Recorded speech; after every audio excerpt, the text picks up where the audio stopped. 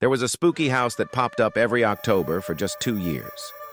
People kind of called it Haunted Hill House because there was a sign.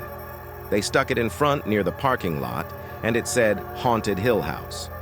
The parking lot wasn't really a parking lot. It was just grass marked as a parking area. That's the year it closed, and that's the year my friends and I decided to check it out. I joined Max, Mark, and Ethan. We decided to go on a Thursday night because we were all in college and had Fridays off. It was less crowded than the weekends. Surprisingly, there was no line at the ticket stand. As we followed the directions to the entrance, there was only a short line, about 4 people in front of me. What we didn't know was that they were only letting one person in at a time. We had no clue that this was part of the haunted house plan. If anything, it made the experience scarier. We pushed Mark to the front to lead the way. I was second to last, just before Ethan. Every few minutes, they'd instruct the next person to go inside. When it was Max's turn before mine, I began to feel anxious. I hadn't been in a haunted house since I was a little kid, and back then I was with my family. Now it was my turn to go in, and a lady in a creepy, bloodied costume opened the door, telling me to go inside. I walked into the place, and when the door closed behind me, it got really dark. The only light came from small, blinking lights. As I strolled through, I saw creepy stuff like fake dead bodies and other scary things. Every now and then, people in scary costumes would pop out from corners or holes in the walls, and almost every time, they scared me because I'd jump. I found myself in a dark hallway between 2 rooms. Something touched me from behind, and I let out a short scream. When I turned, I saw a tall figure in front of me in the darkness. Surprisingly, I laughed. Then, unexpectedly, the person in the scary costume started pushing me down the dark hallway.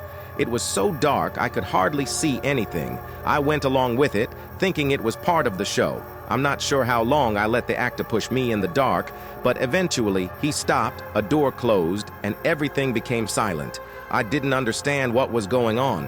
I still thought it was all part of the show, and I was scared because it was really, really dark. Then I felt someone grabbing me, but it wasn't like how actors in haunted houses usually do it. It was too much. So I pushed the person away and said, "Stop touching me, dude." I stood there quietly. Then I told the person, "You're going too far. You can't touch people like that." I thought it was still part of the haunted house act, so I waited, thinking the actor would lead me to the next part or do something, but nothing happened. After a while, I realized something wasn't right, so I took out my phone, even though they told us not to use them during the attraction. I turned on the flashlight and saw I was in a room with props and cleaning stuff. But, I'd be honest, the first thing I noticed wasn't that mask covering half his face. I searched for the door and asked, "Hey, what are you doing?" The guy didn't say anything. Instead, he started moving his arms around like he was playing a character. I found the door and got out of that room. I used my phone's flashlight to find my way back down the dark hallway, going the same way we came. When I came across the next actor who told me to turn off my flashlight, I explained that someone, maybe from the attraction, had violated and assaulted me. I just wanted to leave. I could see that the actor was likely just a teenager around my age. He seemed unsure of what to do. He stopped pretending to be his character and advised me to keep walking in that direction, assuring me that I was almost at the end. Curious, I inquired about his boss. He explained that I'd need to go back to the ticket stand because the manager's office is connected to it. So I rushed through the rest of the haunted house, making it clear I just wanted to leave. A few minutes later, I made it out. I found my 3 friends, and they were puzzled about why I got out last. I explained what happened, and then we all went to the ticket stand. I asked to speak to the manager.